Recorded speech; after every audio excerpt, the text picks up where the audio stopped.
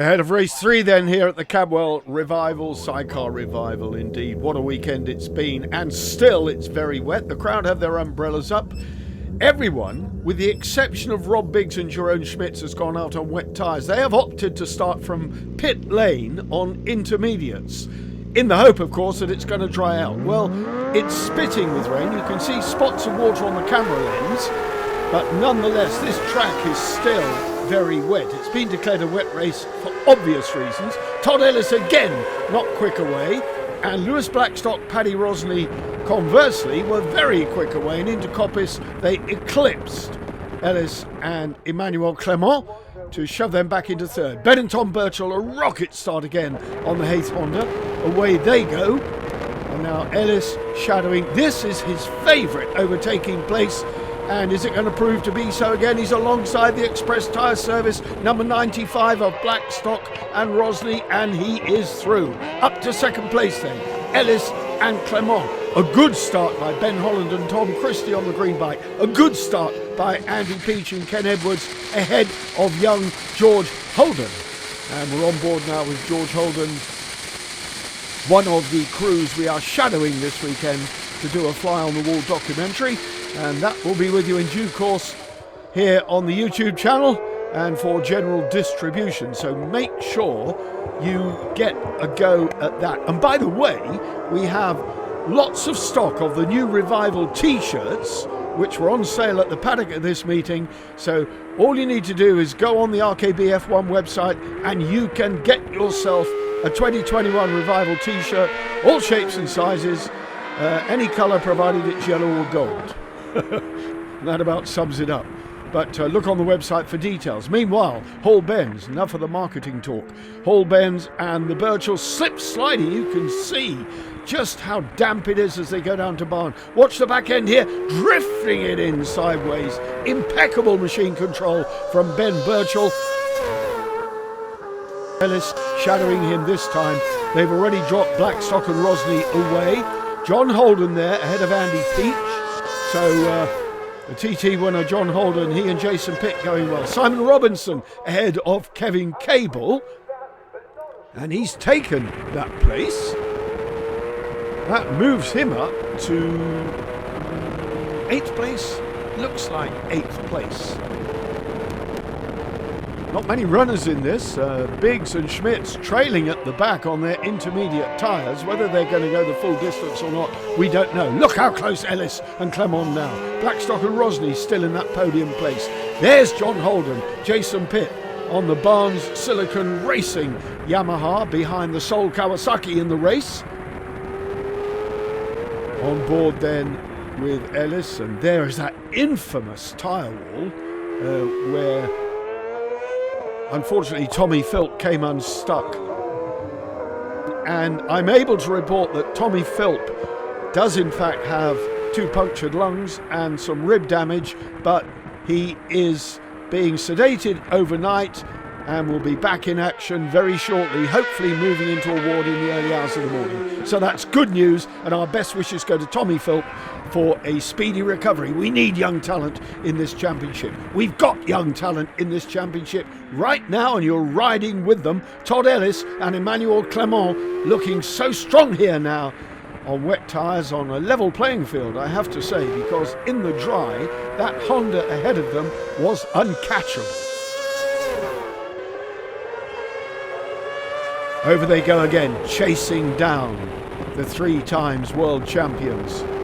And rumour on the street is that Ben and Tom Birchall might well be contesting the World Championship again in 2022. That being the case, then that would be good news indeed.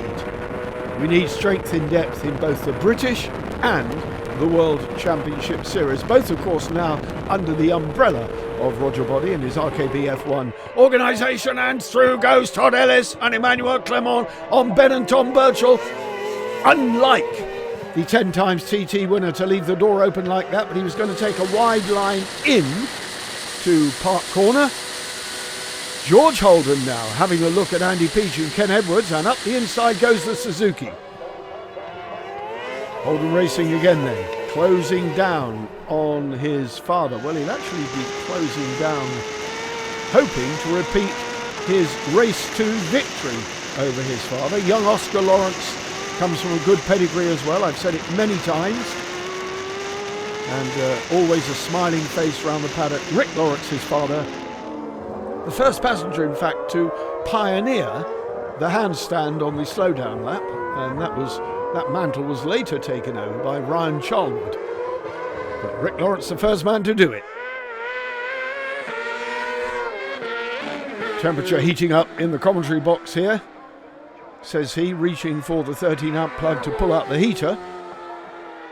It's warm on the track too. Still drops of rain, you can see.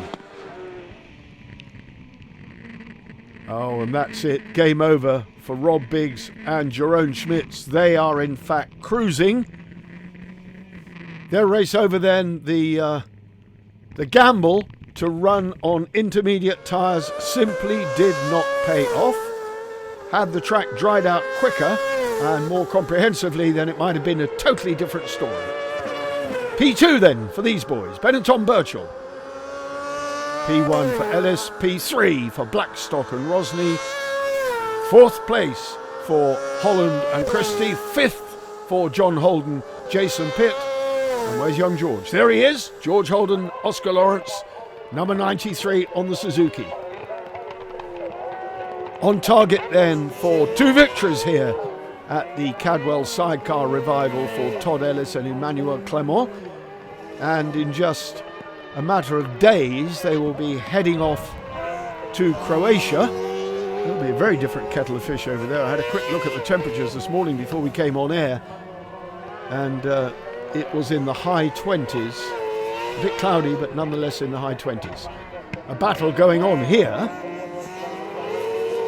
Rupert Archer, Kevin Cable and Simon Robinson.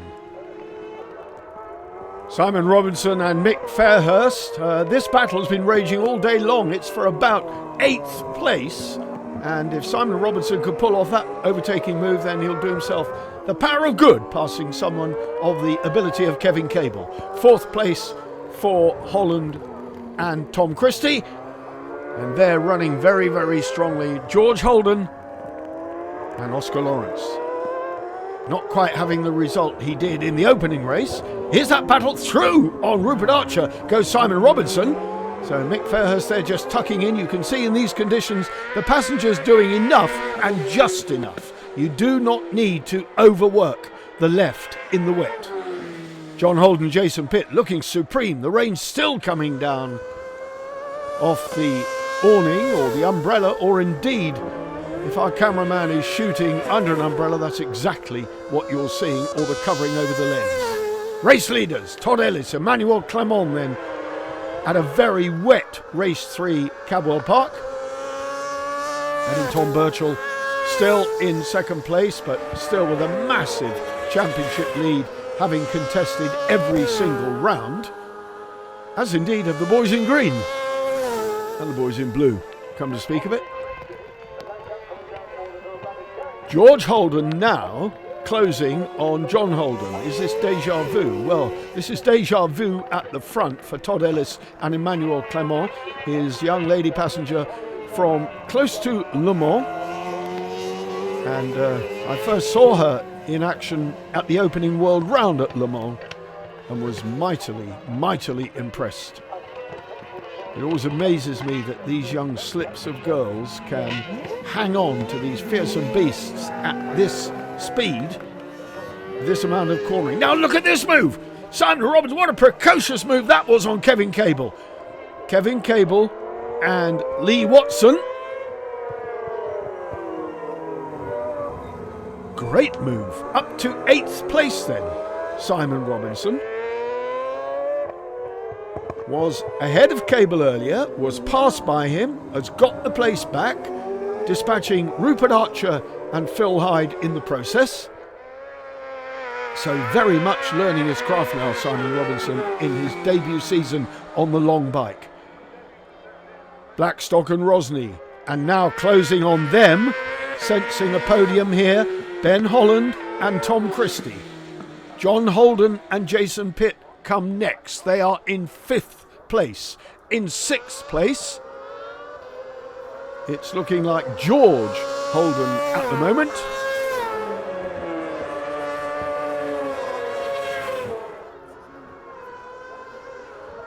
And behind them we have Andy Peach. And then the chasing bunch for that 8th place held by Robertson and Fairhurst. Here comes George. Father John in his sights. Closing down. The spray coming off the back wheel of John Holden's Yamaha. The Suzuki of George looking really good. This young man can smell a result here. The red light vanishing in the spray ahead of him. No wonder they have a rain light. Very much needed as well in these dull, grey, cloudy conditions. There now you get the trackside angle, and they are closing him down. There is no doubt about that. Winding in then, John Holden, TT veteran, and such an established and experienced Sidecar racer on both long and short outfits. Loves his racing. And his son now closing in. We have got the passenger's eye view, and closing in as well, Ben Holland on the 93 of Lewis, 95 I beg your pardon, of Lewis Blackstock. There's the 93 outfit. These guys on their knees, literally, to ride these bikes. Now he's really close on John Holden. Where's he going to pick his moment to make the move? Is it going to be at the end of Park Straight? I suspect it might well be. He's having a bit of a look along the start-finish straight here, but getting a lot of spray in the process. Rick Lawrence there on pit wall, father of the passenger. And there is Oscar Lawrence. Fantastic job by this young crew. Signs of much more to come, I promise you. Blackstock and Rosny still fending off the challenge from Holland and Tom Christie.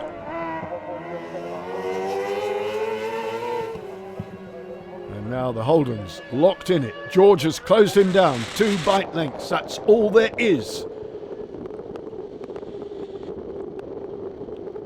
Looking right, looking left, trying to find a way past, and wants to get out of that spray as well.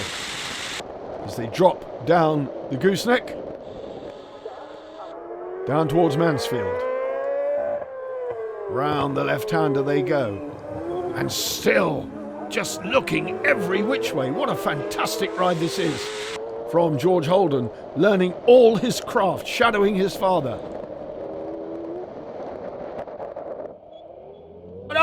That's a spin, overcooked it at the foot of the mountain, and that's lost some time. Through goes Andy Peach. Andy Peach and Ken Edwards through to claim the place. That will put Andy Peach up to 6th place and 10 points, and drop George Holden, Oscar Lawrence back a place, not quite into the clutches of Simon Robertson and Mick Fairhurst. On the final lap then, 2.18 miles of Cadwell Park. Well, it's been great racing here, despite the conditions for race day Sunday. Saturday was okay, nice and dry. Keep the hammer down. Everyone wrapped up against the weather, as you might expect.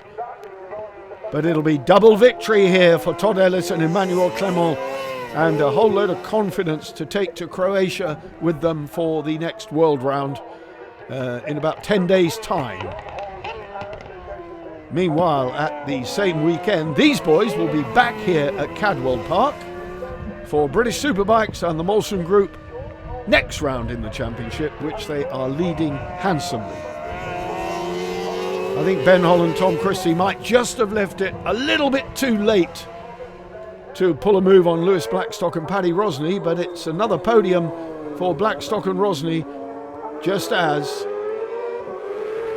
at the chicane there. And moving through, Todd Ellis, Emmanuel Clement now at the foot of the mountain, entering the woodland section for the final time.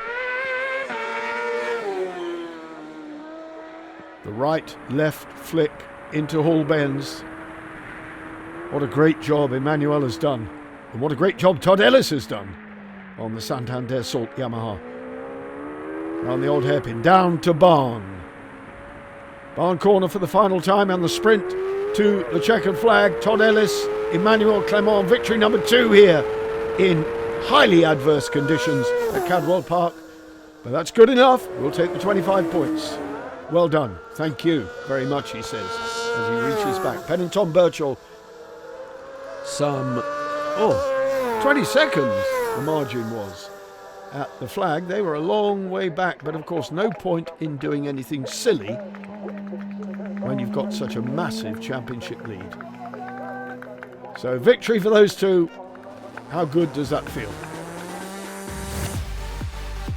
There's the podium. Ellis, Birchall and Blackstock.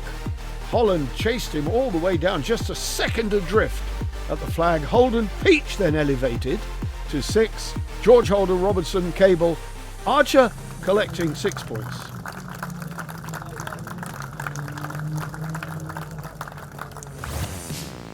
$215, look at that. What a massive lead over Blackstock and Rosny. Holland.